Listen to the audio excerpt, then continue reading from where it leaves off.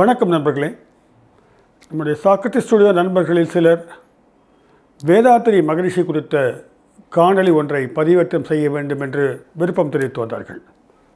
அந்த விருப்பத்திற்கு ஏற்றாற் போல இன்று நாம் வேதாத்திரி மகரிஷி குறித்து பேசுவதாக இருக்கிறோம். ஸ்பிரிச்சுவாலிட்டி வித் ரேஷனாலிட்டி, ஆன்மீகத்தை பகுத்தறிவுடன் இணைத்து எந்த விதமான மாயஜால வித்தைகளும் காட்டாமல், எந்தவித கடவுள் தன்மையும் தனக்கு இருப்பதாக பிரகடனப்படுத்தி கொள்ளாமல், மக்களிடம் ஆன்மீகத்தினுடைய உண்மை தன்மையை உள்ளபடி உரைத்த ஒரு ஞானிதான் வேதாத்திரி மகரிஷி என்று கலைஞர் கருணாநிதி அவர்கள் போற்றி கூறியிருக்கிறார். அப்படின்னாக்க நமக்கு தெரியும் எந்த அளவிற்கு பல்வேறு தரப்பட்ட மக்களையும் நாத்திகர்களையும் கூட தன்பால் ஈர்த்த ஒரு தத்துவ ஞானி என்றால் வேதாத்திரி மகரிஷி என்று சொல்லலாம். பொதுவாக இந்தியாவிலே இந்த ஆன்மீக பரப்பில் நம்ம ஒரு அலசி பார்த்தோம் என்றால் பெரும்பாலும் அவை மையமாக சில புள்ளிகளை வைத்துத்தான் சுழன்று கொண்டிருக்கின்றன. அதில் ஒன்று ஒரு பிரம்மம் என்று சொல்லக்கூடிய ஒரு இறைத்தன்மை, இறைநிலை. இந்த இறைநிலையை அடைவதற்காக மனிதர்கள் என்னவெல்லாம் செய்யலாம் என்று கூறுவதுதான் இந்திய ஆன்மீகத்தினுடைய முக்கியமான அடி நாதமாக இருக்கிறது. தமிழ்நாட்டிலையும் பார்த்தோம் என்றால் பெரும்பாலும் இதுதான் இங்கே உள்ளாடி இருக்கிறது. இல்லை, இது ஒரு விஷயத்தை கவனிக்க வேண்டியிருக்கு. குருவிட்ட போய் கற்றுக்கணும். நீங்கள் ஆன்மீகம் சம்பந்தமாக தெரிந்து கொள்ள வேண்டும் என்றால் ஒன்று நீங்களாகவே தேடல் மூலமாக புரிந்து கொள்வது ஒன்று. அந்த தேடலிலே குருவினுடைய பங்களிப்பு. நிறைய தோழர்கள் பேசும்போது குருவிற்கு வந்தனம், குரு வணக்கம் என்று தான் சொல்லி தொடங்குகிறார்கள். அந்த குருவுக்குரிய அந்த இடமானது தமிழ் பரப்பில் கூட முக்கியத்துவம் இருக்கின்றது என்பதை நான் பார்க்குறேன். இந்த குருக்கிட்ட போயிட்டு அவர் தான் கற்றுக் கொடுப்பார். அதுக்குரிய வாழ்க்கை முறையை நாம் கடைப்பிடிக்க வேண்டியிருக்கும். ஆனால் இதுதான் தமிழகத்தினுடைய பாரம்பரியமாகவும் இருந்து வந்தது. காலம் செல்ல செல்ல நவீனத்துவம் இந்த உலகிற்குள் பிரவேசிக்க என்ன நடந்திருக்கு பார்த்தீங்கன்னாக்க, இது பரவலாகிறது. இந்த ஆன்மீகம் தன் தன்மையை மாற்றிக்கொண்டது. இது குறிப்பிட்ட சிலருக்கு ஒரு குரு மட்டுமே அமர்ந்து கற்றுக் கொடுக்கின்ற விஷயம் என்று அல்லாமல் நிறைய பேருக்கு இது போய் சேருவது போல பல்வேறு திட்டங்களை ஆன்மீகவாதிகள் வகுக்க தொடங்கினார்கள்.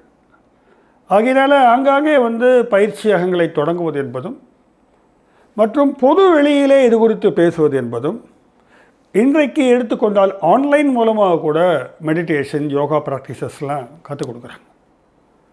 அந்த அளவுக்கு இந்த ஸ்பிரிச்சுவல் ப்ராக்டிசஸ், ஆன்மீக பயிற்சிகள் என்பது பரவலாக்கப்பட்டு வருவதை நாம் பார்த்து கொண்டிருக்கிறோம். இந்த பரவலாக்கத்துக்கு பின்னால் ஒரு நிறுவனமாக்கப்பட்ட ஆன்மீக மையம் ஒன்று இருக்கிறது. இந்த ஆன்மீகத்தன்மையை வைத்துக்கொண்டு ஒரு நிறுவனத்தை கட்டமைத்து அதன் மூலமாக அவங்க பயிற்சி அளிக்கிறார்கள். அப்படி ஒரு நிறுவனமாக்கலை முதலில் தமிழகத்தில் மிகவும் பரவலாக செய்தவர் யார் என்று பார்த்தால் வேதாத்திரி மகரிஷி என்று நான் கருதுகிறேன். கிட்டத்தட்ட எடுத்தோடனே ஒரு 300க்கு மேற்பட்ட யோகா சென்டர்ஸை கிரியேட் பண்ணுறாரு. இவர்கிட்ட சிறப்பு அம்சங்கள் என்ன, இதில் என்ன முக்கியமாக நம்ம சொல்ல வேண்டியிருக்கு அப்படின்னு பார்த்தோம் என்றால், முதல்ல சொன்னது போல் இவர் வெறும் ஆன்மீகத்தை மட்டுமே போதிக்கவில்லை. அதுதான் அவருடைய சிறப்பு அம்சம். வெறும் ஆன்மீகத்திற்கான வழிகளை மட்டுமே இவர் காட்டவில்லை. அதற்கு அடித்தளமாக ஒரு அறிவியல் சிந்தனையை இணைக்கிறார். பொதுவாக தத்துவத்தில் பார்த்தீங்கன்னாக்க 3 முக்கியமான விஷயம் சொல்லுவோம். ஒன்று மெட்டாஃபிசிக்ஸ், புலன் கடந்த அறிவியல். இன்னொன்று எபிஸ்டமாலஜி, அறிவு கோட்பாடு. மூன்றாவது எத்திக்ஸ், அறக்கோட்பாடு. இந்த 3த்தையும் தான் ஃபிலாசபி லிங்க் பண்ணிகிட்டே இருக்கும்.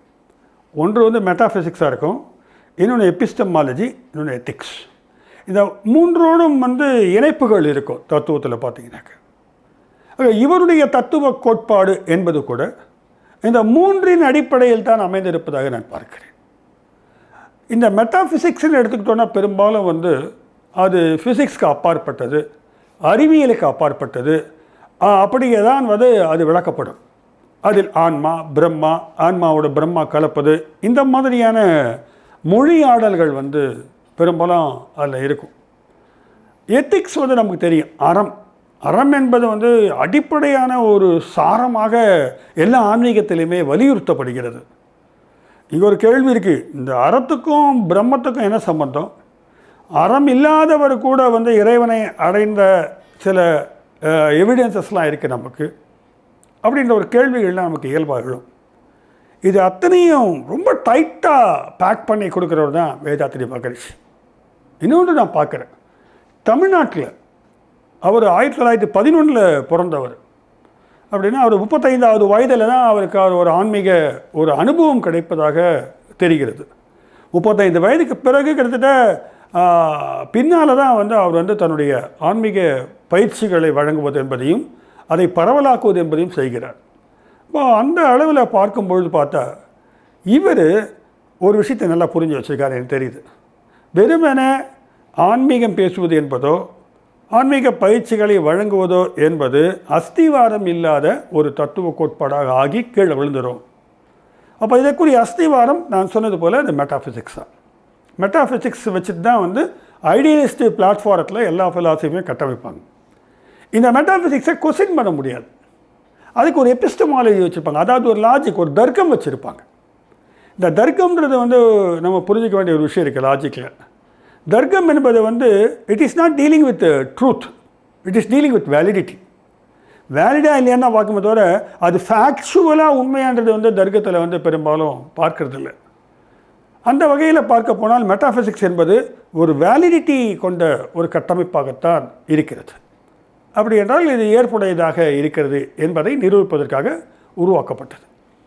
இவர் மெட்டாஃபிசிக்ஸ் என்பதை வந்து சமீப காலத்திய அறிவியல் கோட்பாடுகளின் சாரத்தை கொண்டு விளக்குகிறார். இதுதான் இவருடைய ஸ்பெஷாலிட்டி. ஃபஸ்ட்டு ஸ்பெஷாலிட்டி சயின்ஸோட அது மெர்ஜ் பண்ணுறார். நான் உத்து கவனித்து பார்த்தேன், அவர் சொல்லக்கூடிய ஒவ்வொரு விஞ்ஞான முறை விளக்கங்களும் ஒவ்வொரு காலகட்டத்திலே அது வளர்ச்சி அடைந்தாக இருக்கிறது. விஞ்ஞானம் எப்பொழுதெல்லாம் வளர்ச்சி அடைகிறதோ அல்லது விஞ்ஞானம் எப்பொழுதெல்லாம் புதிய கண்டுபிடிப்புகளை முன்வைக்கிறதோ, ஃபார் எக்ஸாம்பிள் காட் பார்ட்டிகல்ஸ், இறைவன் துகள்கள், இறை துகள்கள், ஃபார் எக்ஸாம்பிள் இறை துகள்கள், இல்லை டார்க் மேட்டர், இந்த மாதிரியெல்லாம் கண்டுபிடிச்சு சொல்லும்பொழுது இவர் அந்த பௌதிகத்துக்குள் சென்று அந்த அறிவியலை வந்து கற்றிருக்கிறார். அதை வந்து இந்த தன்னுடைய மெய்ஞானத்தோடு இவர் வந்து லிங்க் பண்ணுறார்.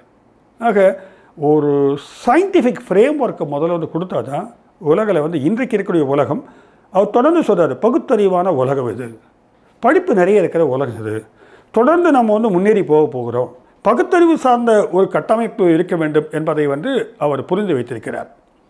இந்த வகையில் அவர் எடுத்துக்கிட்டே போனோம்னாக்க முதல்ல வந்து அவர் என்ன நினைக்கிறார்னா, வெட்ட வெளி, ஸ்பேஸ், சயின்ஸில் தான் தொடங்குகிறார். ஆன்மீகத்துக்கு டைரெக்டாக ஆன்மீகத்துக்கு போகல. அவர் சயின்ஸுடைய சாரங்களை வந்து உள்ளே எடுக்கிறார். ஸ்பேஸ்னால் என்ன? அது வெட்ட வெளி. இந்த பூமி கிரகங்கள், பிரபஞ்சம், அண்டங்கள், கோளங்கள் எல்லாம் வந்து சுழண்டுக்கிட்டே இருக்குது. எதில் சுழலுது? ஸ்பேஸில் சுழலுது, வெட்ட வெளியில் சுழல்கிறது. இந்த வெட்ட வெளின்னா என்னன்னு கேட்குறாரு அவர். பொதுவாக வெட்ட வெளின்னா ஒன்றும் இல்லாததுன்னு அர்த்தம். நமக்கு அப்படி ஒரு அண்டர்ஸ்டாண்டிங் நிறைய பேருக்கு இருக்குது. அதில் ஒன்றும் இல்லை, எதுவுமற்றது, சூன்யமானது என்று கூட சொல்லப்பட்டிருக்கிறது. அதனால் இவர் என்ன சொல்கிறாரு, அது சூன்யமாக இருக்கிறதுக்கான வாய்ப்பு இருக்கா? ஒரு லாஜிக்கலான கொஸ்டினை வைக்கிறார். ஏனென்றால் இத்தனை கிரகங்களும் வந்து இயக்கி கொண்டு இருப்பதே அந்த வெட்ட வெளி தான். இந்த வெட்ட வெளி தான் வந்து இவ்வளவத்தையும் இயக்கிக்கிட்டு இருக்கு. இந்த இயக்கத்திலே ஒரு ஒழுங்கு இருக்கிறது, ஆர்டர்லினஸ். இந்த ஒழுங்கையும் அது பார்த்து கொள்கிறது, இயக்கத்தையும் கவனித்துக் கொள்கிறது. அப்படி என்றால் இந்த வெட்டவெளி என்பது ஒரு பெரிய எனர்ஜி சம்பந்தப்பட்ட ஒரு விஷயம் இது என்று தொடங்குகிறார். அப்போது இந்த வெட்டவெளி என்பதுதான் மாபெரும் இறை சக்தி அப்படின்னு முதல்ல பாயிண்ட்டை எஸ்டாப்ளிஷ் பண்ணுறார். நான் குறிப்பிட்ட இந்த வெட்டவெளி என்பதைத்தான் அவர் சுத்த வெளி என்று சொல்லி, அதுவே ஒரு பேராற்றல் கொண்ட, இயற்கையின் பேராற்றல் கொண்டது என்று குறிப்பிடுகிறார். இந்த பேராற்றலைத்தான் இறை என்று அவர் குறிப்பிடுகிறார். இந்த இறைக்கு 2-3 குணாம்சங்கள் இருக்குதுல்ல. என்னன்னாக்கா ஊடுருவும், எங்கே வேணாலும் ஊடுருவும். இந்த இறை சக்தியானது எதனுள்ளும் ஊடுருவும், எங்கே வேணாலும் அதால் வியாபிக்க முடியும். அது சில அலைகளை உருவாக்குகிறது. இந்த இறை சக்தியானது விண் துகள்களை உருவாக்குகிறது. அது என்ன வேணாலும் செய்யும். அது இறை சக்தி இல்லையா? அவரை பொறுத்த வரைக்கும் அந்த இறை சக்தியிலிருந்து தான் இந்த விண் என்பது உருவாகிறது. விண் என்பது சுழல்கிறது, சுழற்சின்றார். இந்த சுழற்சியில் உருவாகக்கூடிய ஒரு சக்தி தான் காந்த அலைகள்ன்றார். இப்போ ஒரு சயின்டிஃபிக் ஃபார்முலாவை ஃப்ரேம் பண்ணிட்டார். ஒரு வெட்ட வெளி என்றால் அது மகா சக்தி கொண்டது, அந்த பேராற்றல் கொண்டது, எனர்ஜி இருக்குது. அந்த பேராற்றல் விண்ணையும் மின் துகள்களையும் உருவாக்கும் பொழுது அவை இயக்கத்தில் உருவாகுது காந்த சக்தி. இதெல்லாம் நீங்கள் இருக்கிற புலன்கள் அறிவினால் பெற முடியாது. இதுதான் மெட்டாஃபிசிக்ஸ். புலன்கள் மூலமாக நீங்கள் அறிய முடியாது, ஆனால் அவைகள் இருக்கின்றன. இது இருக்கின்றன என்பதற்கான பேரலாக ஈடாக அறிவியலில் நிறைய கண்டுபிடிப்புகள் கோட் பண்ணுறார். அவங்க சொல்கிறாங்க பாருங்கள், கிட்டத்தட்ட அதுதான் டார்க் மேட்டர். இன்றைக்கி நம்ம அடிக்கடி அதை சொல்லிகிட்டே இருக்கிறோம். டார்க் எனர்ஜி அப்படின்னாரு. இன்னும் ஒரு வகையில் போய் இந்த பாய்ம பொருள் அப்படின்னு சொல்கிறார். ஒரு ஸ்பிரிச்சுவல் என்டைட்டின்றார். எது? இந்த இறை சக்தியானது. இதை உணர்ந்தவர்கள் இருக்கிறார்கள். இதை உணர்கின்ற அறிவுன்றது. அறிவினுடைய ஒரு பகுதியாக உணர்வுகளையும் கொண்டு வரார். நம்ம பொதுவாக அறிவினாலே கரெக்டாக யோசித்து நம்ம லாஜிக்கலாக ஃப்ரேம் பண்ணுறது தான் அறிவை நம்ம ஐடியா வச்சுருக்கிறோம். உணர்வு சார்ந்த அறிவு இருக்குது. ரொம்ப முக்கியமான பாயிண்ட்டாக நான் பார்க்குறேன், அற்புதமான பாயிண்ட்டாகவும் நான் கருதுகிறேன். உணர்வு நிலையில் பெறுகின்ற விஷயமும் அறிவு தான். அப்போ இந்த அறிவை நம்ம பெற முடியும். யார் பெற முடியும்? எல்லாரும் பெற முடியும். அப்படின்னா என்ன அர்த்தம்? அந்த இறை ஆற்றல் என்பது, அந்த இயற்கையின் பேராற்றல் என்பதை, அதன் தன்மையை நாம் உணர முடியும். யாரெல்லாம் என்றால் அனைவரும் உணர முடியும். அதற்கு உருவம் இருக்கா? இல்லை. அது நம்ம வழிபடுற கோயில் இருக்கா? இல்லை. இங்கே தான் இவருடைய ஸ்பிரிச்சுவல் ரேஷனாலிட்டி ஆப்ரேட் ஆகுது. ஆன்மீகம் சார்ந்த ஒரு பகுத்தறிவு. அவர் பின்னால் நிறைய எத்திக்கல் பாயிண்ட் ஆஃப் வியூவில் அறக்கோட்பாடுகளில் நம்ம ஃபாலோ பண்ண வேண்டிய விஷயங்கள்லாம் சொல்கிறார். அதில் ஒரு விஷயம் இந்த தேர் திருவிழாலாம் கொண்டாட வேண்டாட்டார். ஏனென்றால் அது கடவுள் என்பதை நம்ம உருவப்படுத்தி வச்சிருக்கிறதுலாம் உண்மை இல்லை. உண்மையான இறை அனுபவம் என்பது ரொம்ப பிரம்மாண்டமானது. அதை நாம் கண்டிப்பாக பெற முடியும் அப்படின்னு சொல்கிறார். நம்ம அவர் சொல்கிற ஃபிலாசபிலேயே அவர் பிரம்மாண்டமான ஒரு தத்துவமாக கருதுவது ஒரு சயின்டிஃபிக் பிரின்சிபலாக கூட அவர் நினைக்கிறாரு. அதுதான் அந்த காந்த சக்தி என்பது. இந்த காந்தம் என்று சொல்லும் பொழுது மேக்னெட்டை எடுக்கிறார். அதுதான் பிரபஞ்சத்தையே இயக்கி கொண்டிருக்கிறது. இந்த உலகம் மட்டும் இல்லை, என்டையர் காஸ்மாஸை ஆப்ரேட் பண்ணுற ஒரு எனர்ஜி எடுத்துக்கிட்டாக்க அது காந்தம் தான் அப்படின்றாரு. இந்த காந்த சக்தி நம்மளையும் இயக்குகிறது. நம்மளாலும் காந்த சக்தி உருவாக்கப்படுகிறது. இது தான் ஒரு ரொம்ப பேரடாக்ஸே தான். அதுதான் இறை சக்தி மட்டும் இல்லை, மனிதன் என்ன செய்கிறான்? தன்னுடைய செயல் மூலமாகவும் சில காந்த சக்திகளை உருவாக்குகிறான். இதையெல்லாம் பார்க்க முடியுமானா உணரத்தான் முடியும். உணர்ந்தால் அதுவே ஞானம். பிரம்ம ஞானம் என்பது 2-3 குறிப்புகள் சொல்கிறார் அவர். அதில் ஒன்று இந்த ஃபார்முலாக்களை உணர்வின் மூலமாக அறிவாக பெறுவது. பகுத்தறிவு தான் சொல்கிறார். அறிவுன்ற வார்த்தை தான் தொடர்ந்து பயன்படுத்துகிறார் அவர். ஒரு முக்கியமான விஷயத்தை நான் கவனித்தேன்.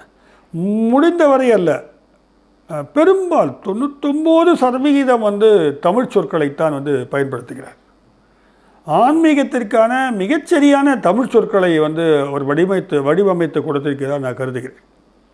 அந்த வகையில் அந்த தமிழ் சொற்களை படிக்கும்போது நமக்கு அதனுடைய வீரியம் புரிகிறது. இப்போ இந்த பேரியக்கம் என்று சொல்லும் பொழுது இன்னொரு விஷயம் நம்ம கவனிக்கிறோம். பொதுவாக அத்வைதத்தினுடைய சாரத்தைத்தான் இவர் முன்வைக்கிறார் இவருடைய தத்துவத்தில்னு. இவருடைய அத்வைதா என்று சொல்லிவிட்டால் இறையும் நானும் ஒன்று அப்படின்ற ஒரு தத்துவத்துக்குள்ள போயிடும்.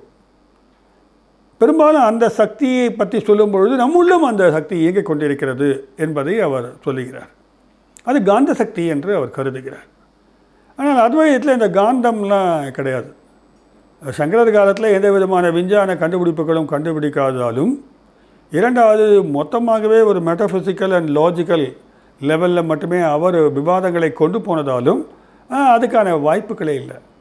ஆனால் அதனுடைய மையமாக இருக்கக்கூடிய அந்த கரு இருக்குது பார்த்தீங்களா, அதாவது நானும் இறை சக்தியும் ஒன்று தான், அதை இவர் ஏற்றுக்கிறார். பெரும்பாலும் அதனுடைய தத்துவ போக்கில் தான் இவருடைய தத்துவங்கள் அமைக்கப்பட்டிருக்கின்றன. என்றாலும் கூட ஒரு முக்கியமான விஷயத்தை இவர் பேசுவதனால் வித்தியாசப்படுகிறார். என்ன முக்கியமான விஷயம் அப்படின்னு கேட்டால், இயக்கம். இயக்கம் என்றால் மூமெண்ட் மட்டும் இல்லை, அது மாற்றம், எல்லா விதமான மாற்றங்கள், எல்லா விதமான அசைவுகள், இந்த இயக்கங்களை விளக்குவது என்பது பெரும்பாலான மெட்டாஃபிசிக்ஸில் அதுக்கான வாய்ப்புகளே இல்லாமல் போயிடும். இவர் என்ன சொல்கிறார், அந்த இறை பேராற்றல் என்பது இயக்கம் தான் இந்த பேராற்றல்ன்றார். ரொம்ப ஒண்டர்ஃபுல்லான கான்செப்ட் இது. இந்த இயக்கம் தான் பேராற்றலாக இருக்கிறது.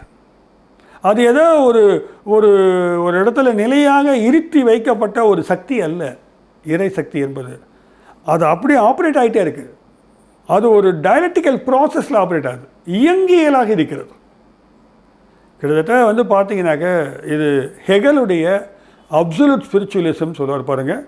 ஒட்டுமொத்த பிரபஞ்சத்துக்கும் பின்னால் இருக்கக்கூடிய ஒரு முழுமையான இறை சக்தி, ஆன்ம சக்தியை பற்றி ஹெகல் குறிப்பிடுவார். அதுதான் இயக்கி கொண்டிருப்பதாக சொல்லுவார். கிட்டத்தட்ட அதே மாதிரி தான் இவரும் சொல்கிறார். இவர் எல்லாம் படித்தவர். இவர் நிறைய வாசிச்சிருக்கிறார், நிறைய தேடலுக்கு தன்னை உட்படுத்தியிருக்கிறார். எனக்கு அவருடன் உரையாடக்கூடிய ஒரு நல்ல வாய்ப்பு கிடைத்தது. எப்படி என்றால், எங்களை மாதிரி ஃபிலாசபி டீச்சர்ஸை அவருடைய ஆழியார் டேம் கீழே இருக்கக்கூடிய அந்த கேம்புக்கு வரவழைச்சு டிஸ்கஷன் பண்ணார். அப்போது இந்த அறிவியலுக்கும் தத்துவத்திற்கும் மற்றும் அவர் குறிப்பிடுகின்ற அந்த ஆன்மீக தத்துவ கட்டமைப்பிற்கும் உள்ள உறவுகள் குறித்து அந்த உரையாடல் நிகழ்ந்தது. அப்போ அவர் நிறைய இந்த மேக்னட்டிசம் பற்றியும், இந்த வேர்ல்டு லெவலில் மட்டும் இல்லை, பிரபஞ்சத்தினுடைய இயக்கக்கூடிய அந்த பேரண்டத்தின் இயக்க ஆற்றல் பற்றியும் எல்லாம் நிறைய சொன்னார் அவர். ஆனால் நாங்கள் கேட்ட கேள்வி என்னென்னாக்கா, நாங்கள் தான் ஃபிலாசபியில் கேள்வி கேட்டுதான பழக்கம். அதனால் பலவேறு விதமான கேள்விகளை அவர்கிட்ட எழுப்பிடும். ஆனால் அவர் எல்லாத்துக்கும் பதிலாக அவர் வைத்த விளக்கங்களை மட்டும்தான் முன்வைத்தார். இது ஒரு காலம். இது தொடர்ந்து ஒரு விஞ்ஞானிகளோடும் அவர் உரையாடல் கேட்டிருக்கிறார். நிறைய ப்ரொஃபஸர்ஸு, நிறைய அகடமிஷியன்ஸு. அவருடைய எழுத்துக்களில் பார்த்தோம் என்றால் ஒரு விஷயம் நமக்கு தெளிவாக புரியும். பேரறிவு கொண்ட மக்களே, அவர் பேரறிஞர்களே, கல்வியாளர்களே, நீங்கள் தான் இந்த உலகத்தை மாற்ற வேண்டும், மாற்றுவீர்கள் என்று நம்புகிறேன் என்று சொல்வார். நான் தான் மேலே இருக்கேன், நீங்கள்லாம் கீழே இருக்கீங்கன்னு அவர் எப்பயுமே அந்த லெவலில் பேச மாட்டார். அவர் ஏனென்றால் இன்னும் சொல்லப்போனால் பாமரர்களுடைய தத்துவ அறிஞர்னு கூட சொல்லப்படுகிறார். அவர் நிறைய middle class, lower middle class இருக்க மக்களை தமிழக மக்களை தன் பக்கம் ஈர்த்திருக்கிறார். இன்றைக்கு நிறைய பேர் வாழ்க வையகம் வாழ்க வளமுடன் அப்படின்னு சொல்கிறாங்கன்னாக்கா அதுக்கு காரணமே வேதாத்திரி மகரிஷி தான். மற்ற விஷயங்கள் புரிந்தோ இல்லையோ, இந்த வாக்கியங்கள் மகா வாக்கியங்களாக எல்லார்கிட்டையுமே அது தொற்றி கொண்டது. பார்த்தோன்னே வாழ்க வளமுடன், ரொம்ப நல்லா இருக்குது இந்த தமிழ். அது உள்ளுக்குள்ளே நிறைய ஆன்மீகத்தினுடைய சாரத்தை புழிஞ்சு வச்சுட்டாருன்றது வேறு விஷயம். ஆக இப்படியாக உரையாடல்களை அவர் நிகழ்த்தியிருக்கிறார் அகடமிஷியன்ஸோடெல்லாம். அதன் விளைவாகத்தான் அவர் தன்னுடைய ஃபிலாசபி அப்படியே செழுமைப்படுத்திக்கிட்டே போகிறார். அவரை பற்றி குறிப்பிடும்போது ஒரு அறிஞர் சொல்லுகிறார், வாழும் காலத்தில் அவரை பற்றி பேசும்பொழுது நேற்று ஒன்று சொன்னார்னா இன்றைக்கி கொஞ்சம் அடிஷ்னலான சில விஷயங்களை சேர்க்கிறார் அவர். அப்போ அவருடைய தேடல் என்பதை விட அவர் இந்த உலகத்துக்கு எப்படியாவது கன்வின்ஸ் பண்ணி சொல்லணுன்றது. இந்த மக்கள், குறிப்பாக அறிவு ஜீவிகளை எப்படியாவது இதை புரிய வைக்க வேண்டும் இந்த தத்துவத்தை என்பதற்காக அவர் நவீனத்தினுடைய பல்வேறு விதமான சொல்லாடல்களையும் கண்டுபிடிப்புகளையும் இணைத்து பேசியிருக்கிறார் என்று தான் நான் பார்க்குறேன். ஆக இந்த வகையில் காந்தம் என்பதுதான் அவருடைய அடிப்படையான ஃபிலசாபிக்கல் நோஷனாக இருக்கிறது. இந்த சுத்த வெளியுடைய பண்புகளாக 4 விஷயத்தை முன்வைக்கிறார். அது இறை சக்தி அல்லவா, ஆகையினால் அது பேரறிவு. அதான் பேரறிவு கொண்டது தான் இறை, மறுக்க முடியாது. பேராற்றல், அந்த பிரபஞ்சத்திற்கு மேலே ஆற்றல் கொண்டது பேராற்றல். இன்னொன்று வற்றாத இருப்பு, வற்றா இருப்பு. இந்த வற்றாத இருப்பு என்றால் அழிவற்றதுன்னு அர்த்தம். நம்ம இங்கே கூட மதுரை பக்கத்தில் வற்றா இருப்புன்னு ஒரு ஊர் இருக்குது. வற்றாப்புன்னு ஆகிப்போச்சு பின்னால். அது அப்படி ஒரு ஆன்மீக பெயரை ஒரு ஊருக்கு வச்சுருக்கிறாங்க. வற்றாத இருப்பு கொண்டது தான் அந்த இறை. 4வது காலம், டைம். இந்த 4 தன்மைகளை கொண்டது தான் இந்த வெட்டவெளி என்று சொல்லக்கூடிய சுத்த வெளி. வெட்டவெளின்ற வார்த்தை கூட ஒரு அதிகமாக மறுக்கிறாரு. சுத்தமான வெளி, pure form of space, but full of energy. சரிங்க, இது ரைட்டு. மனிதர்களை எடுத்துக்கிட்டு இது இறையினுடைய குணங்கள். நான் சொல்லிட்டேன், இறை ஏற்கனவே விண்ணாக மாறுகிறது, விண்ணிலிருந்து அது சுழல்கிறது, காந்த சக்தியாக மாறுகிறது. அது மனிதர்களுடன் பொருள்களை உருவாக்குகிறது. பொருள்களை உருவாக்குவது இந்த இறை சக்தி தான். தொடர்ந்து அவர் இறை சக்தி பேராற்றல் இயற்கை சக்தி இப்படி சொல்லிகிட்டே வராரே தவிர எங்கேயுமே இவர் கடவுள், இவர் தான் சாமி கும்பிடுங்கன்னு சொல்லலை. அதை மறுக்கவும் செய்கிறார் சில இடங்களில். அப்படி ஒரு பரபிரம்மம்னு சொல்லக்கூடிய ஒரு விஷயத்தை தான் இவர் தமிழில் அழகாக சொல்லியிருக்கிறார். அப்போ மனிதர்களை பற்றி பார்க்கும்போது மனிதர்களுக்கு 3 வகையான உடம்பு இருக்குது. ஒன்று இந்த நுண் உடல், சட்டில் பாடி, இல்லை சூக்ஷ்ம சரீரம்னு சொல்லுவாங்க. நுண் உடல் என்றால் உள்ளுக்குள்ளே இருக்கிற சைக்கலாஜிக்கலாக இருக்கிற அந்த பாடி. இன்னொன்று பரு உடல், நம்மளால் கண்ணு காது மூக்கு நாக்கு இந்த மாதிரி பார்க்கக்கூடிய பரு உடல். 3வதாக ஒரு உடல் இருக்கிறது, அதுதான் காந்த உடல் என்கிறார். பரு உடல், நுண் உடல், காந்த உடல். இந்த 3உடைய காம்பினேஷன் தான் மனுஷங்க. அற்புதம். இந்த பரு உடல் உங்களுக்கு தெரியும், நுண் உடலும் கவனித்து தெரிஞ்சுக்கிறோம். ஆனால் இந்த காந்த உடல் தெரியறதில்லை. இது சாதாரண அறிவு உள்ள மனிதர்களுக்கு தெரியறதில்லை. இந்த காந்த உடல் தான் பல்வேறு விதமான செயல்பாட்டுக்கு உந்து சக்தியாக இருக்கிறது, ஆக்கப்பூர்வமான செயல்பாடுகளுக்கு. ஆனால் மனிதர்களுக்கு தெரியறதில்லை. ஒவ்வொரு உருவாக்கத்தின் பின்னாலும் இறை சக்தி இருக்கிறது. இந்த காந்த சக்தி தான் இறை சக்தி. அது நம் ஊடாக செயல்படுகிறது. இப்போ நம்ம உள்ள அந்த இறை சக்தி வந்துருச்சு. ஒரு மைக்ரோ ஃபார்மேட்டில் வந்திருக்கு, ஒரு நுண்துகளாக உள்ள வந்திருக்கு. அது இயங்குகிறது நம்மோடு சேர்ந்து. அப்படி இயங்கும் பொழுது மனிதன் நினைக்கிறான் நம்ம தான் எல்லா காரியத்தையும் செய்கிறோன்னு நினைக்கிறான். ஆனால் அது உள்ள ஒரு இறை சக்தியும் உதவுகிறது. மனிதனுக்கு அங்கே இயங்குவதற்கான ஸ்பேஸ் இருக்குது. ஆனால் இறை சக்தியை வைத்து கொண்டு தான் அவன் எதையுமே சாதிக்க முடியும். ஆனால் அவனுக்கு இதன் காரணமாக ஒரு அலட்சியமும் அகங்காரமும் வந்துவிடுகிறது. அறியாமையினால் மனிதர்களுக்கு அந்த இறையினுடைய தன்மை புரியாததால் தன்னுள்ளே இருக்கக்கூடிய அந்த காந்த உடல், காந்த சக்தியை பற்றிய ஞானம் இல்லாததால் மனிதர்கள் பல்வேறு சமயங்களில் தங்களுடைய ஆற்றல் அனைத்துமே தாங்கள் செய்வதுதான் நினைத்து கொண்டு அதன் விளைவாக பல தவறுகளை இழைக்கிறார்கள். குறிப்பாக இந்த இயற்கை சக்தியில் அவர் சொல்கிற விஷயம் ஆர்டர் இருக்குது. ஒரு ஒழுங்கோடு ஆப்ரேட் ஆகிட்டே இருக்குது இந்த உலகம். இந்த செயல்பாடுகள், இந்த விஷயங்கள், இந்த ஆர்டரை டிஸ்டர்ப் பண்ணுறது, இந்த ஒழுங்கை சீர்குலைக்கின்ற வேலை செய்யும் பொழுது அது துன்பமாக மாறுகிறது. தனி மனிதன் செய்யக்கூடிய இந்த சீர்குலைவை அவர் குற்றம் என்று சொல்லுகிறார். இந்த இயற்கையை நீங்கள் அடிக்கடி டிஸ்டர்ப் பண்ணிங்கனாக்க அதோடைய விளைவு நிறைய பேரை பாதிக்கின்றார். அப்போ மனிதர்கள் கடவுள் என்ற அந்த இறைத்தன்மையினுடைய ஒழுங்கை அவ்வப்போது சீர்குலைக்கும் பொழுது ஏற்படுகின்ற விளைவுக்கு பெயர் தான் துன்பம். அப்போ துன்பம் இல்லாமல் இருக்கணும்னா என்ன செய்யணுனாக்கா அந்த ஒழுங்கான ஆர்டரில் நம்மளும் போகணும், இயற்கையோடு ஒட்டி வாழ வேண்டும் என்பது தான் அதனுடைய மறைபொருளாக இருக்கிறது. பல சமயத்தில் இந்த இறைத்தன்மை கொண்டது என்பது மறைப்பொருளாகத்தான் இருக்கும். இந்த மறைப்பொருளை அறிகின்ற ஞானம்தான் பிரம்ம ஞானமாக கருதப்படுகிறது.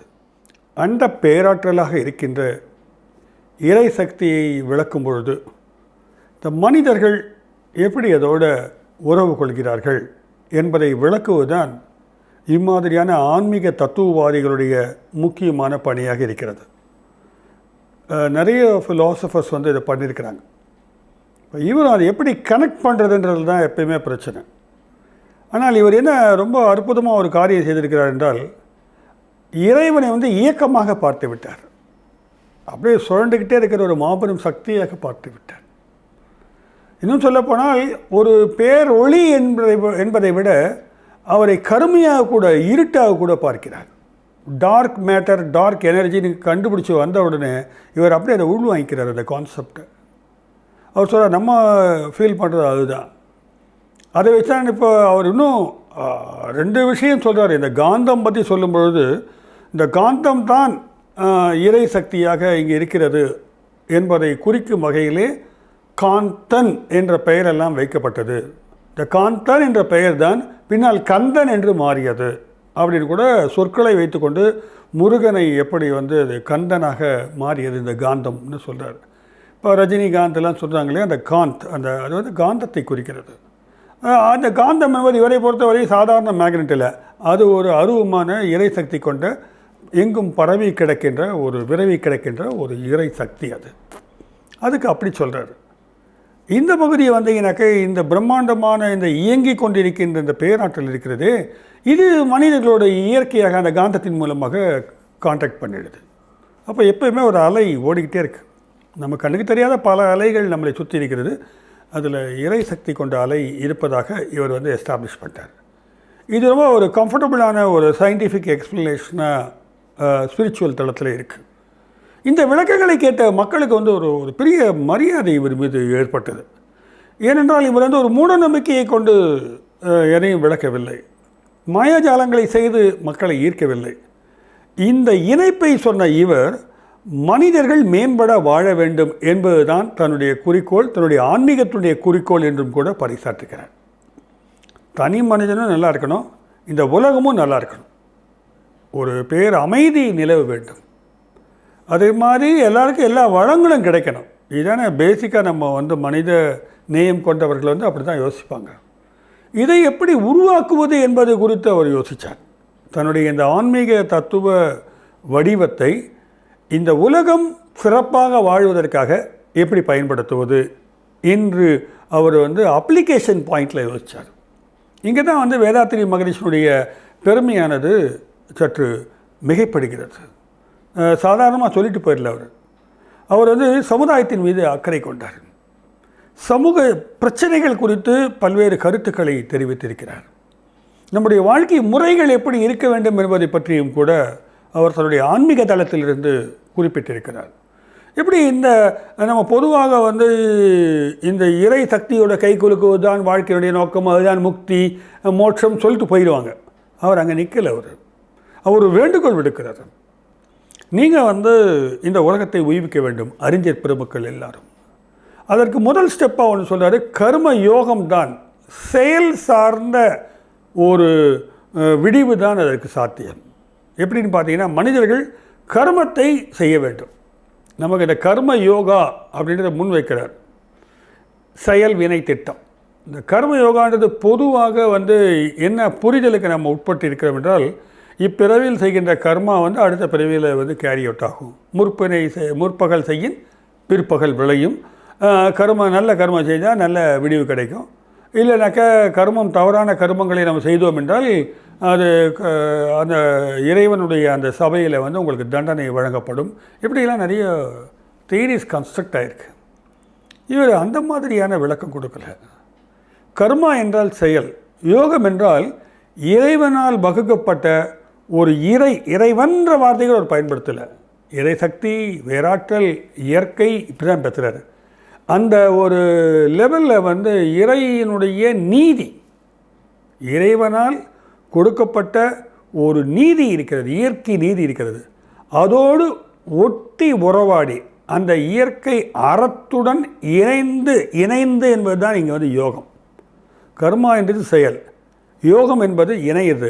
எதோடு இணைவது இந்த கர்மா? அறத்துடன் இணைவது. ரொம்ப சிம்பிள். அறம் சார்ந்த செயல்பாடுகளை மேற்கொள்வதன் மூலமாக மனிதன் தானும் உயர்வடைய முடியும், இந்த உலகத்தையும் உய்விக்க முடியும். போன ஜென்மத்தில் இந்த கர்மா கூட தொடர்ந்து வரலாம் இருக்கலான்றார். ஆனால் அந்த கர்ம வினை பயனை நாம் வந்து இந்த ஜென்மத்திலே வந்து அழிச்சிடலாம், அந்த பாவங்கள்லாம் அழிச்சிடலாம். நம்ம அதற்கு நம்ம வந்து இங்கே வந்து அறத்துடனும் இறை உணர்வுடனும் இங்கே செய்யக்கூடிய கர்மம் என்றால் அந்த இறையோடு சேர்ந்த அறத்தோடு சேர்ந்த செயல்படுவதன் மூலமாக அந்த கர்ம வினையினுடைய இம்பேக்ட் எல்லாம் நம்ம காலி பண்ணிடலாம் அப்படின்னு சொல்கிறார். அப்போ வந்து நம்மளை ஒழுங்குபடுத்துறதுக்கான வாய்ப்பு இருக்குது, அந்த ஃப்ரீடம் இருக்குது அப்படின்னு சொல்கிறாரு.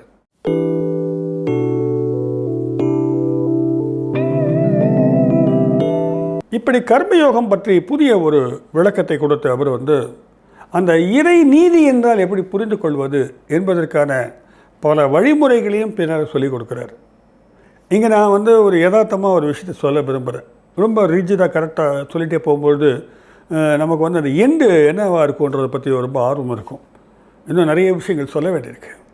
இவர் என்ன பண்ணுறார், ஒரு பக்கம் இந்த தியரியை கன்ஸ்ட்ரக்ட் பண்ணார் இல்லைங்களா, இந்த மாதிரியான எப்படி வந்து காந்தமாக இருக்கிறது, இந்த உடல் வந்து எப்படி வந்து பரு உடலாக இருக்கிறது அல்லது நுண் உடலாக இருக்கிறது, காந்த உடலாக இருக்கிறது, அந்த பேராற்றல் என்பது எத்தன்மைகளை கொண்டு இருக்கிறது எல்லாம் சொன்னார் இல்லைங்களா. இது வந்து ஒரு தியரிட்டிக்கல் கன்ஸ்ட்ரக்ஷன். இது நம்ம விளங்கிக்கணுன்ற அவசியமே கிடையாது. அப்போ இந்த இறை ஆற்றலை நான் எப்படி அறிவது, இந்த ஞானத்தை எப்படி பெறுவது, இதுதான் இந்த பிரம்ம ஞானம்னு சொல்கிறோம் இல்லையா. இதை எப்படி பெறுவது என்றால் நீட்டாக வந்து அவர் யோகத்துக்குள்ளே போயிடுறார். இவர் வந்து யோக பயிற்சிகளை கற்றவர். 34 வயசுலேயே குருஜி கிட்ட கற்றுக்கிட்டார். பதஞ்சலியுடைய யோக சூத்திரங்களை எல்லாம் வந்து அக்குவேர ஆணிவாரியாக பிரித்து போட்டு பார்த்தவர். இவர் ரொம்ப சொற்ப வகுப்புகள் தான் ஸ்கூலில் படிச்சிருக்காரு. ஒரு 4ஆம் கிளாஸ் 5ஆம் கிளாஸ் ஸ்கூலில் தான் படிச்சிருக்காரு. ஆனால் வந்து பின்னால் வந்து நல்ல ஆங்கிலமும் சமஸ்கிருதமும் புலமை பெற்றிருக்கிறார். அவருடைய இங்கிலீஷ் டாக்லாம் யூடியூப்பில் இருக்குது. அவருடைய அந்த வாழ்க்கை குறித்த ஒரு தேடல், உத்வேகமானது வந்து அந்த பேச்சில் வந்து தெளிவாக தெரியுது. நான் அவரை சந்திக்கும் போது 85 அந்த வயசில் இருக்குன்னு நினைக்கிறேன். அப்போது கூட அவர் மிக ஆர்வத்தோடு உரையாடினார். இந்த உலகம் குறித்த அக்கறை என்னது அவருக்கு அதிகமாக இருக்கிறது. இந்த உலகம் மேம்பட வேண்டும் என்ற வேண்டுகோளை வந்து அறிஞர் பெருமக்களிடம் வைக்கிறார். இந்த பிரம்ம ஞானத்தை நான் எப்படி அறிவது என்றால், ஒன்று கர்மத்தின் மூலமாக, செய்யும் கர்மத்தின் மூலமாக நீ அதை ஓரளவுக்கு அறிய முடியும் என்றாலும் கூட யோக பயிற்சியின் மூலமாகத்தான் அதை அறிய முடியும் என்பதில் அவர் தெளிவாக இருக்கிறார். அவர் என்ன செய்கிறாரு, புதிய யோக வடிவங்களை வந்து கண்டுபிடிக்கிறார். இதுதான் வந்து தான் எப்படி செஞ்சேன்னு சொல்கிறார். அவர் ப்ராக்டிக்கலாக சில ஆசனாஸை வந்து அவர் ட்ரை பண்ணுறாரு. பதஞ்சலியுடைய யோக சூத்திரத்தில் எல்லாருக்குமே தெரியும் இந்த 3 விஷயங்கள் இருக்குது. யமா, நியமா, ஆசனா. அது ரொம்ப பிரத்திகாரா, தாரண, தியான, சமாதி. இந்த தியானம் என்பது வந்து இறையை இந்த இடத்துல வைத்து அந்த இறை நிலையை வந்து 2 புருவங்களுக்கு மத்தியிலே வைத்து தியானிப்பது. அதற்கு பிறகு இறையுடன் கலப்பது அல்லது அந்த உணர்வை பெறுவது, அதை அறிவது என்பதுதான் வந்து சமாதி நிலை. இது அப்படியே அவர் எடுத்துக்கிட்ட போதும் இந்த யம நியமங்கள் என்னன்னு கேட்கும்பொழுது இவர் வந்து தனி மனித ஒழுக்கம் எப்படி இருக்க வேண்டும், இந்த உலகத்திற்கான செயல்பாட்டு விதிகள், ஒரு ஒழுக்க விதிகளை வந்து முன்வைக்கிறார். வள்ளுவர் நிறைய சொல்லிட்டு போயிருக்கிறார். இன்றைய காலகட்டத்திற்கு ஏற்றாற் போல சில விதிகளை வந்து கிட்டத்தட்ட 14 சஜஷன்ஸை கொடுக்குறாரு. இந்த உலகம் வந்து இதை பின்பற்றினால் நன்றாக இருக்கும் என்று. தனி மனித ஒழுக்கமாக 5 ஒழுக்கங்களை முன்வைக்கிறார். இது பாருங்க, இப்போது ஒரு பக்கம் யோகத்தின் மூலமாக நீ இறை உணர்வை பெற முடியும். இன்னொரு புறம் ஒழுக்கத்தின் மூலமாக, தனி மனித ஒழுக்கத்தின் மூலமாகவும், உலகில் அவர் கொடுக்குற அந்த ப்ரப்போசல் படியான வடிவமைப்பின் மூலமாகவும் ஒரு நல்லதொரு சமுதாயத்தை உருவாக்க முடியும். ஆனால் அடிப்படை வந்து யோகம்தான். இந்த யோகத்துக்குள்ளேயும் அவர் வைக்கிற சில டெக்னிக்ஸ் எல்லாம் வந்து ரொம்ப வித்தியாசமான டெக்னிக்ஸ்லாம் கண்டுபிடிச்சார். அதுதான் அவருடைய மாடியூல்னு சொல்லுவாங்க. அவர் வந்து குண்டலினி சக்தியை எழுப்புவதை பற்றி தான் பேசுகிறார். இந்த குண்டலினி சக்தி எழுப்புதல் என்பதும் அது இங்கேருந்து செக்ஸ் கிளாண்டிருந்து கிளம்பி அது உச்சி மண்டை வரைக்கும் போய் 1000 தாமரை மொட்டுகளாக மலர்வது என்பதும் ராஜயோகத்தினுடைய ஒரு சாரம் என்பது நம்ம எல்லாருக்குமே தெரியும். இன்னும் சொல்ல போனால் நண்பர்கள் பல பேர் வந்து தொலைபேசியில் உரையாடல் செய்யும் பொழுது தங்களுக்கு அந்த குண்டலினி மூலமாக கிடைத்த சில அனுபவங்களை குறித்து கூட பேசுகிறார்கள். என்னுடைய சில நண்பர்களுக்கும் அதனுடைய பழுத்த அனுபவம் பெற்றவர்களாக இருக்கிறார்கள். அந்த அனுபவங்கள் என்பது வந்து யூஜி கிருஷ்ணமூர்த்தியை பொறுத்த வரைக்கும் அது உடல் ரீதியான மனோ ரீதியான சில அனுபவங்களை தவிர அதற்கும் இறைவனுக்கும் சம்பந்தமில்லை என்று நிராகரிப்பதும் உண்டு. அதை பற்றி நான் கவலைப்படவில்லை. ஆனால் இவர் பலருக்கு அந்த அனுபவத்தை சாத்தியப்படுத்தியிருக்கிறார் என்பதை பதிவுகளிலிருந்து நான் அறிய வருகிறேன். நம்ம பாட்டு உட்காந்துக்கிட்டு கண்ணை மூடிக்கிட்டு தவம் பண்ணிகிட்டே இருந்தாக்க என்றைக்கு அந்த அனுபவத்தை பெறுவது? இவர் ஒரு குருவாக இருந்து சில பேருக்கெல்லாம் நெற்றியில் கை வச்சு ஓப்பன் பண்ணியிருக்கிறார். அந்த நெற்றி கண்ணை திறந்திருக்கிறார், அந்த சக்கரத்தை அங்கே திறந்திருக்கிறார். இது வந்து அவங்களாம் பதிவு செய்கிறாங்க. ஒரு நபர் என்ன சொல்கிறாருனாக்க, தனக்கு வந்து இவரிடம் பயிற்சிக்கு சென்ற பொழுது அந்த பயிற்சியில் வந்து தனக்கு அவருடைய அந்த கட்டவர்களை இங்கே வச்சு ஓப்பன் பண்ணார். எனக்கு ஒரு பிரமாதமான பரவசமான ஒரு அனுபவம், புதிய அனுபவம் கிட்டியது அப்படின்னு சொல்கிறது ஒரு பெரிய டாக்டர், மெடிக்கல் டாக்டர் சொல்கிறார். ஆனால் என்ன ஆயிடுச்சுனாக்க, தலைவலி ஏராளமாக இருந்துச்சு. ஒரு 10 நாள் எக்கச்சக்கம் தலைவலி தாங்க முடியலை. இம்மாதிரி பல்வேறு விதமான உடல் உபாதைகள் ஏற்பட்டதை வந்து குண்டலினி யோக பயிற்சி செய்பவர்கள் வந்து சொல்லியிருக்கிறார்கள். இந்த தலைவலி எப்படி போக்குறதுனே தெரியல. 10 நாள் கழிச்சு அவரை சந்திக்க முடிஞ்சது. மறுபடியும் கேட்டேன். அப்போ அவர் ஒரு அவருடைய சீடர் ஒருத்தரை அழைச்சி அவரை இன்னொரு மெத்தடில் உடம்பில் ப்ரெஸ் பண்ண சொன்னார். அடுத்த 5வது நிமிடம் தலைவலி போயிடுச்சு அப்படின்னாரு. அப்போ இவரை பொறுத்த வரைக்கும் மோஸ்ட்லி ஃபிசிக்கல், உடல் ரீதியான அந்த உழைப்பின் மூலமாக அந்த யோக பயிற்சி சாத்தியம் நினைக்கிறார். ஆக யோகம் என்பது வந்து உங்களை வந்து அந்த இறைநிலையை அறிய வைக்கின்ற படிக்கட்டுகளாக பார்க்குறாரு. இறைநிலையை அறிய வைக்கின்ற படிக்கட்டுகளாக இருந்தாலும் கூட அதில் உள்ளே போகணுன்னா கண்டிப்பாக நியமங்களை ஃபாலோ பண்ணிடணும். என்னதை ஃபாலோ பண்ணணும்? 5 ஒழுக்கங்களை ஃபாலோ பண்ணணும். அந்த 14 அவர் கொடுத்துருக்காரு பார்த்தீங்களா, அந்த சில சமூகத்திற்கான அவர் கொடுத்திருக்கின்ற விதிமுறைகள் அல்லது ஆலோசனைகள், இவை இருந்தால்தான் இது ஒர்க் அவுட் ஆகும். அதாவது இந்த சோஷியல் லைஃப்பையும் பர்சனலாக இருக்கக்கூடிய ஆன்மீக லைஃப்பை அப்படியே கனெக்ட் பண்ணிடுறாரு. இங்கே தான் வந்து இவருடைய ஸ்பெஷாலிட்டியை நான் பார்க்குறேன். இது விவேகானந்தரும் இந்த மாதிரி தான் சொல்லியிருக்கிறார். இப்போ பேசக்கூடிய பல்வேறு நவீன காலத்து குருநாதர்கள் எல்லாம் கூட சில சமயங்களில் பேசுகிறார்கள். சில குருநாதர்கள் பேசிக்கொண்டு தான் இருக்கிறார்கள். அவங்க வந்து சூழல் பாதுகாப்புன்னு பேசுவாங்க, நீர் பாதுகாப்புன்னு பேசுவாங்க. அதை தாண்டி அரசியல் காலத்தில் அவங்க பேச மாட்டாங்க. இவருடைய சில விளக்கங்கள் எல்லாம் அரசியலை மிக ஷார்ப்பாக வைக்கிறது எனக்கு ரொம்ப ஆச்சரியமாக இருக்குது. அது குறித்து நான் பேசலாம். ஆனால் அதற்கு முன்னால் இந்த 5 ஒழுக்கம்னு என்னது அப்படின்னு பார்க்கலாம். இப்போ ஒரு லெவலுக்கு வந்துட்டோம். அவருடைய தியரி என்ன, இறைசக்தினா என்ன, அது கோயில் இருக்கிற கடவுள் இல்லை, அது பொம்மை இல்லை, அது உருவம் இல்லை, அது பேராற்றல். அந்த பேராற்றலுடைய துகள்கள் காந்த சக்தியாக எங்கிட்ட இருக்குது. நானும் அந்த இறையோடு கை குலுக்க முடியும். அதை அறிவது தான் பிரம்மஞானம். இந்த அளவுக்கு நமக்கு புரிஞ்சு போச்சு. இதை அறிய வேண்டுமென்றால் நான் ஒழுக்க விதிகளை நான் கடைபிடிக்க வேண்டும். 2வதாக யோக பயிற்சிகளை மேற்கொள்ள வேண்டும். யோக பயிற்சிகள் பல்வேறு விதமான யோக பயிற்சிகள் இருக்கின்றன. இவர் ஒரு மாடியூலை ஒர்க் அவுட் பண்ணுறாரு. அதான் காயகல்ப யோகா அப்படின்னு சொல்கிறாங்க. காயகல்ப யோகா வந்து இன்றைக்கி கூட இன்டர்நெட் மூலமாக பணம் கட்டி பயிற்சி பெறுபவர்கள் நிறைய பேர் இருக்கிறாங்க. என்னென்ன குண்டலினி யோகா அப்படின்றாரு. இவர் வந்து ஸ்கை அப்படின்னு ஆரம்பித்தார். இந்த சித்தர்களுடைய டெக்னிக்ஸை ஃபாலோ பண்ணி ஒரு யோகா டெக்னிக்கை கொண்டு வந்தார். பல்வேறு முதல்ல தொடங்கும் போது பிரெயின் ட்ரஸ்ட் அப்படின்னு ஒரு அமைப்பை உருவாக்குறாரு. இதனுடைய எண்ணமே என்னென்னா, பரவலாக மக்கள் மத்தியில் நற்குணங்களை கொண்டு போவது என்பதும் இறைப்பண்புகளை விதைக்க வேண்டும் என்பது தான் இவருடைய நோக்கமாக இருந்திருக்கிறது. அந்த வகையில் இந்த 5 ஒழுக்கங்களை வந்து ரொம்ப ஸ்ட்ராங்காக வந்து வேதாத்திரியம் அப்படின்னு பேர் வச்சு சொல்கிறார். தன்னுடைய ஃபிலாசபிக்கு வந்து தன்னை சுற்றி இருப்பவர்கள் வந்து வேதாத்திரியம் என்ற பெயர் வைத்ததால் நான் அதை ஏற்கிறேன் என்று சொல்கிறார். இவர் வைக்கல, கூட இருக்கிறவங்க அதை வேதாத்திரியன் ஃபிலாசபின்னு சொல்லலான்னு சொல்கிறாங்க. இந்த வேதாத்திரியத்தின் அடிப்படையில் ஒழுக்கம் தான் அங்கே வந்து இன்சிஸ்ட் ஆகுது. இது வந்து பெரும்பாலும் வந்து மேலை நாட்டு தத்துவங்களில் இந்த ஒழுக்கம் குறித்தெல்லாம் விவாதங்கள் எப்பொழுதுமே வருவதில்லை. அறம் குறித்த விவாதம் வரும், எது சரி எது தவறுன்னு. ஆனால் மனிதர்கள் ஃபாலோ பண்ண வேண்டிய ஒழுக்கங்கள் வந்து மதங்கள் தான் சொல்லுமே தவிர தத்துவங்கள் முன்வைப்பதில்லை. இவருடைய ஒழுக்கம் என்பது உலகத்துக்கான ஒழுக்கம் ஆகிறது. அந்த 5 ஒழுக்கங்கள் என்னவென்று பார்த்தோம் என்றால், முதலாவது நீங்கள் வந்து உழைப்புக்கு மரியாதை கொடுக்கணும். அது மூளை உழைப்பாக இருக்கலாம், உடல் உழைப்பாக இருக்கலாம். உழைப்பின் மூலமாக நாம் வாழ வேண்டும். 2வது, பிறர் உழைப்பை திருடக்கூடாது. ரெண்டுமே இன்றைக்கி பெரிய பொலிட்டிக்கல் ஃபிலாசபியாக இருக்கிற ஒரு மேட்டர் இது. 2. 3வது, பிறன் பொருள் விரும்பாமை.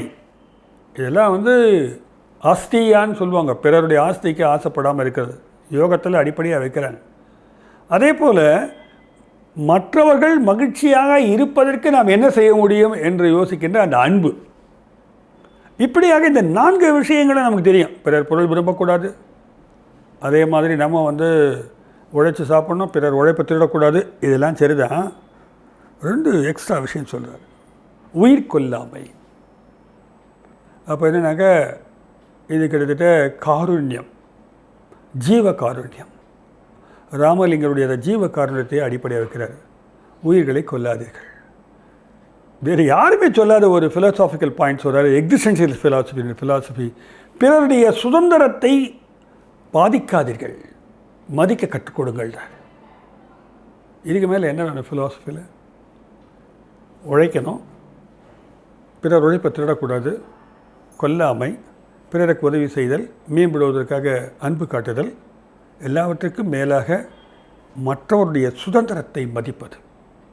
இது இந்திய தத்துவங்களில் வந்து இது எனக்கு தெரிஞ்சு மிக அதிகமாக சொல்லப்பட்டதாக தெரியவில்லை. இது ரொம்ப ஷார்ப்பாக இந்த 5 சொல்கிறார். 5 வைத்துக்கொண்டு தனி மனிதன் மேம்பட முடியும். மேம்படுவது என்றால் என்னென்னு பார்த்தீங்கன்னா, ஒரு பெரிய பணக்காரனாகி அப்படியே வசதியோடு இருக்கிறது இல்லை, துன்பமாக சோகமாக வாழ்க்கை இல்லாமல் ஆனந்தமாக இருப்பது. இந்த சச்சித் ஆனந்தம்ன்றாங்களே, யோகத்தின் மூலமாக தன்னை உணர்கின்ற ஒரு அனுபவத்தை பெறுகின்ற இந்த இறை மனிதன் இந்த ஒழுக்க நிலைகளில் இருக்கும்பொழுதுதான் அதை அறிய முடியும் என்று வலியுறுத்துகிறார். இவருடைய அடுத்த கட்டமாக தான் வந்து அவர் வந்து உலகத்துக்கான அந்த 14 விதிகளை வந்து சொல்கிறார்.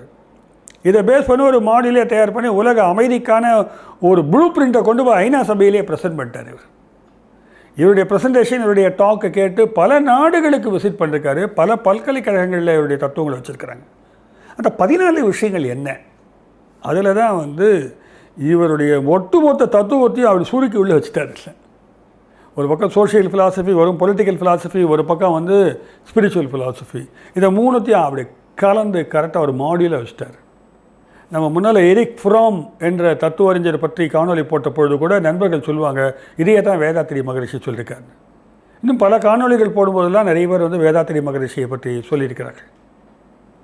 ஆக என்ன அந்த 14 என்று பார்ப்போம். புதியதொரு வாழ்க்கை பண்பாடு உருவாக வேண்டும்.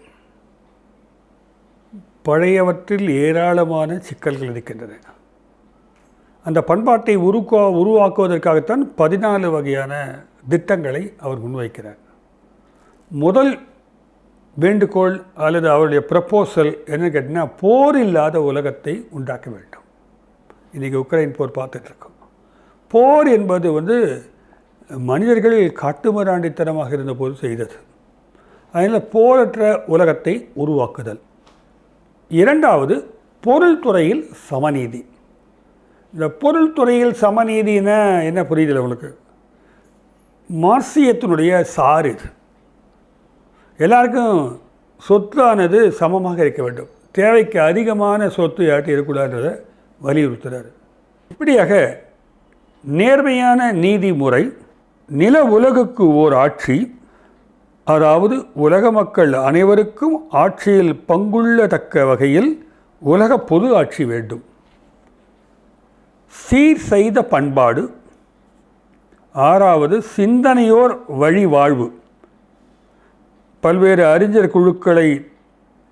குழுக்களாக அமைத்து அவர்களுடைய வழிகாட்டுதலுடன் சமுதாயத்துடைய சட்ட திட்டங்கள், வாழ்க்கை நெறிகள் வகுக்கப்பட்டு பின்பற்றப்பட வேண்டும். அடுத்து சிறப்புணர்ந்த பெண் மதிப்பு, பெண்ணுக்கான பெருமையை அனைவரும் உணர்ந்து மதித்து வாழ்தல். அடுத்தது தெய்வ நீதி வாழ்தல்.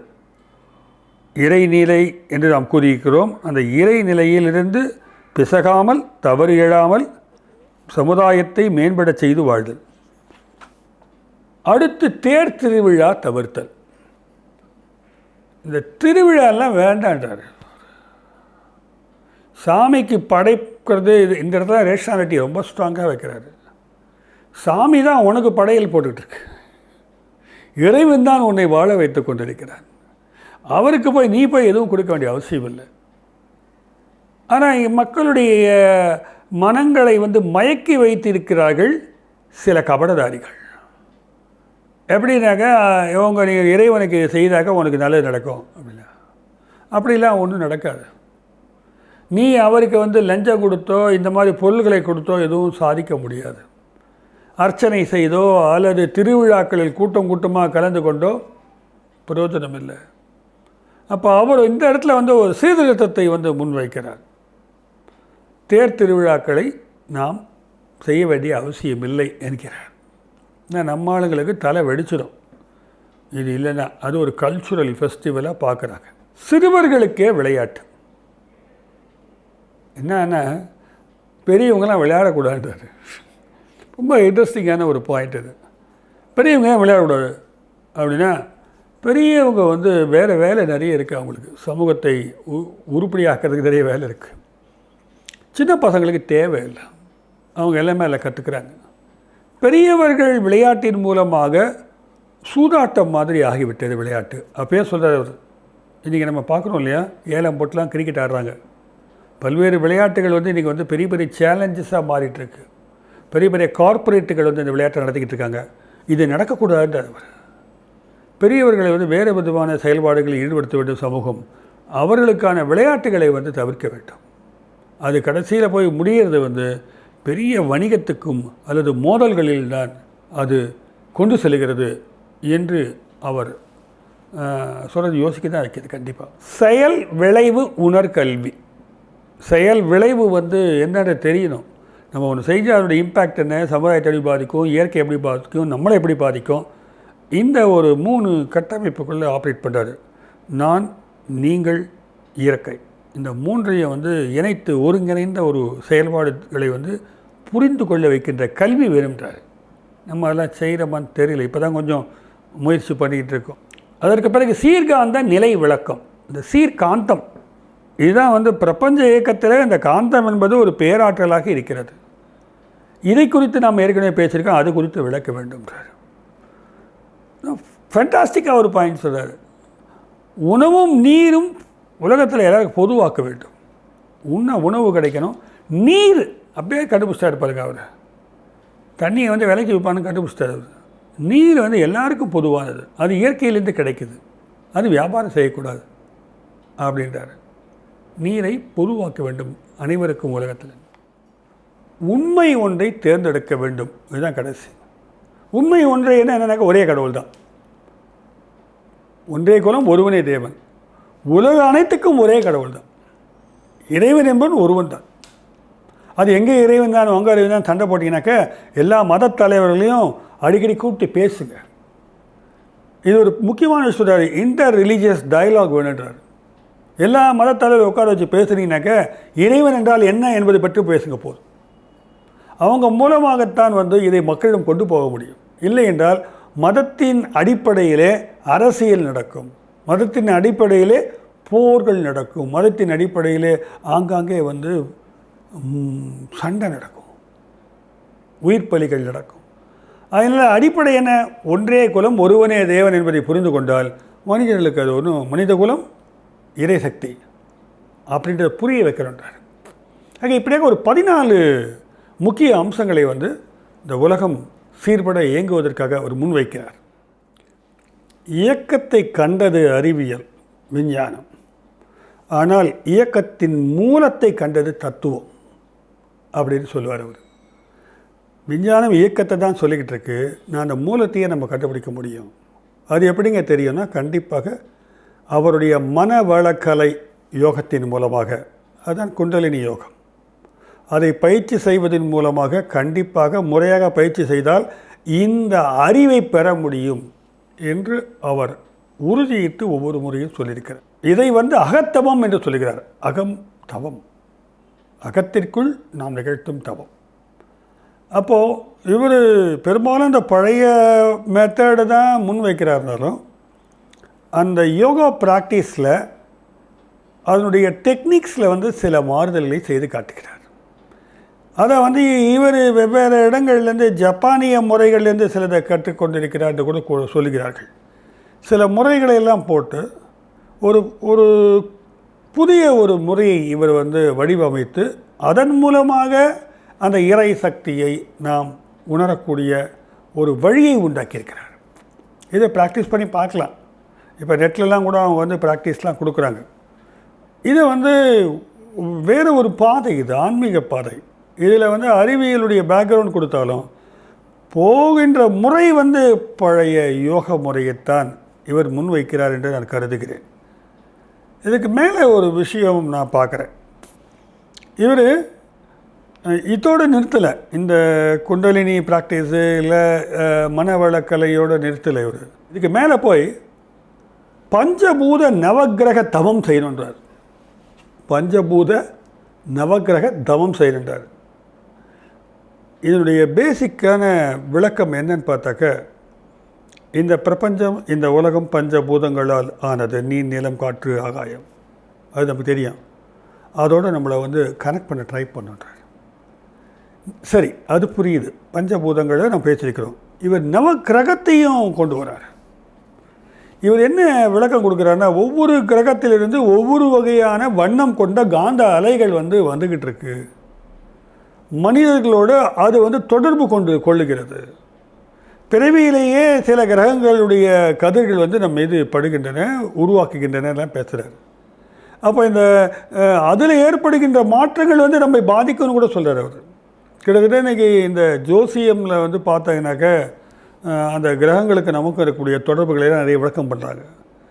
இவர் அந்த மாதிரி முறையில் சொல்லவில்லை என்றாலும் கூட கிரகத்திலிருந்து வெளிப்படக்கூடிய இப்போ நீளமான ஒரு ஒளி அல்லது வெண்மையான ஒளி, இப்படி பல்வேறு நிறங்களை கொண்ட ஒளிகள் கூட வந்து கொண்டிருக்கிறது என்றார். இன்ஃபேக்ட் சொல்லப்போனால் ஒவ்வொரு நாளில் ஒவ்வொரு கிரகத்தினுடைய பாதிப்பு அதிகமாக இருக்குன்றார். சூரியன் அதிகமாக ஒரு கட்டத்தில் இருக்குமானால் அது ஞாயிறுன்னு பேர் வச்சுட்டோம். சந்திரனுடைய வீச்சு அதிகமாக இருக்கிறனால திங்கள்னு பேர் வச்சுட்டோம். அந்த பேர்லேயே அந்த நாட்களை வச்சுருக்கிறோன்னு சொல்கிறார் அவர். இது சரியாக தவிர எனக்கு தெரியாது, உங்களுக்கு தகவலுக்காக சொல்கிறேன். அப்போது இந்த மாதிரி அவர் கிரகங்களை எல்லாம் கனெக்ட் பண்ணி இந்த கிரகத்தோட மனிதன் ஐக்கியப்படக்கூடிய ஒரு தவநிலையை மேற்கொள்ள வேண்டும். அது வாரத்துக்கு ஒரு முறை செஞ்சால் போதும்லாம் அந்த டீச்சர்ஸ் சொல்கிறாங்க. அது எப்படின்னா நம்ம கற்பனை பண்ணிக்கிறணும். நிறைய இவருடைய ஃபிலாசபியில் இன்னொரு முக்கியமான விஷயம் ஆட்டோ சஜஷன். நாம் நம்மை அந்த நிலையில் இருப்பதாக கற்பனை சொல்லிக்கொள்ள வேண்டும்.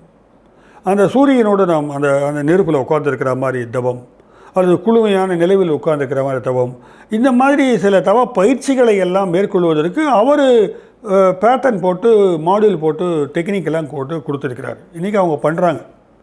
ஆக இப்படி சில தவம் செய்கின்ற டெக்னிக்ஸ் எல்லாம், யுக்திகளை எல்லாம், வழிமுறைகளை எல்லாம் வடிவமைத்து கொடுத்துருக்கிறார்.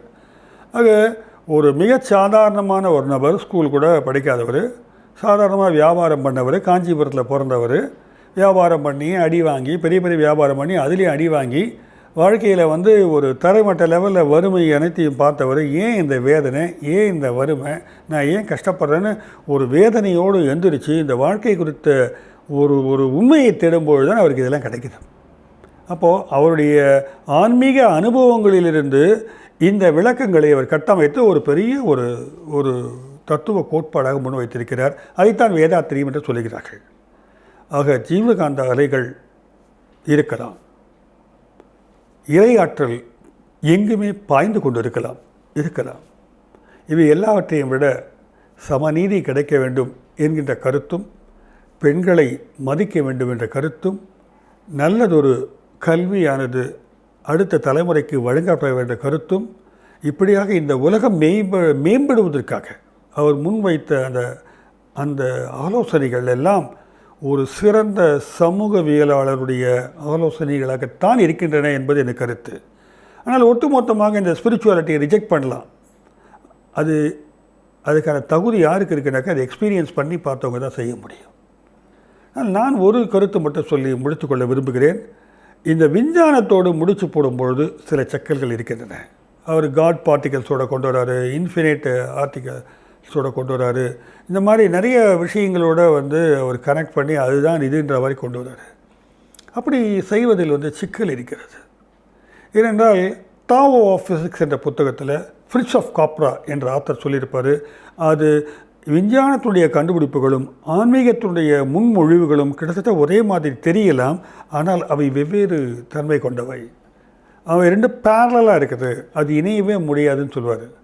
ஆனால் இவர் இதனுடைய நீட்சியாக எதையும், இதனுடைய உள்ளடக்கமாக அறிவியலையும், அறிவியலின் நீட்சியாக ஆன்மீகத்தையும், ஆன்மீகத்தின் உள்ளார்ந்த அடக்கமாக அறிவியலையும் அவர் அது மிக்ஸ் பண்ணி கொடுக்குறாரு. இது கேள்விக்குரிய விஷயம்தான். என்றாலும் கூட மனிதர்கள் மேம்பட, இந்த மனித குலம் சிறப்பாக வாழ இவருடைய தத்துவங்கள் நிச்சயமாக காலம் கடந்தும் உதவி செய்து கொண்டிருக்கும் என்று நம்புகிறேன். நன்றி, வணக்கம்.